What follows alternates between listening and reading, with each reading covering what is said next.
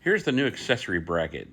To install it, start by taking the carriage bolts, 2 of them, place them from the inside toward the outside. They should sort of snap into the slot and hold in place temporarily until you're able to bolt it to the teammate. You see just a little pressure. Then you're going to take your long bolt knob. That's going to go with a washer from the outside of the accessory bracket through the slot. Put your spacer on, and then a little retaining washer will just hold it in place until you're ready to screw it to the camera. There you go. Now, take your teammate, flip it upside down.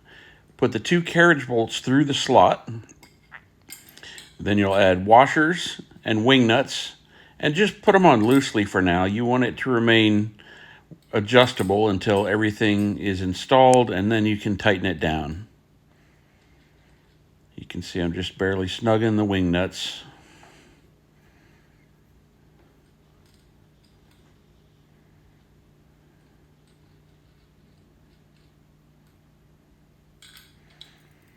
And as you can see, the bracket is still loose on there.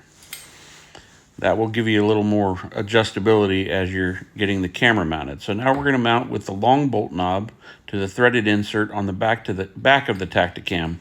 This works for the Tactacam 2.0, 3.0, Ultra. It's basically any of the new Tactacam cameras. You're going to bolt like this. Snug that up. Now we're going to line up the bottom threaded insert.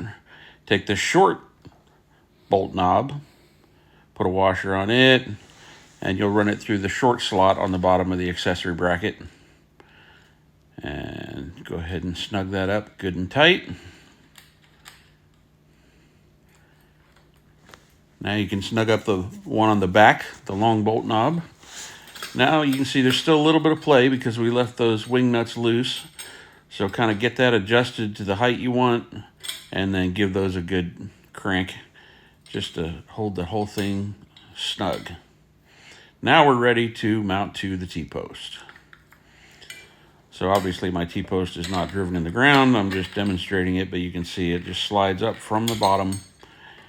And you're going to wrap those little wings around the T-posts, put your lock bar through, and then, of course, add your little retaining clip.